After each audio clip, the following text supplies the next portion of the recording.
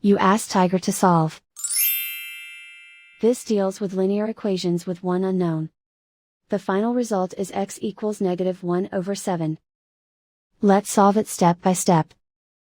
Simplify the expression. Expand the parentheses. Simplify the arithmetic. Group all x terms on the left side of the equation. Subtract x from both sides. Group like terms. Simplify the arithmetic. Group like terms. Simplify the arithmetic.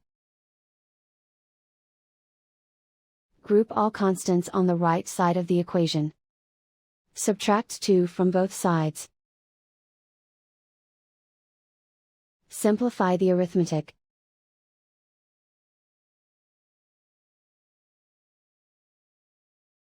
Isolate the x. Divide both sides by -7. Cancel out the negatives. Simplify the fraction. Move the negative sign from the denominator to the numerator. And so the final result is x equals -1/7.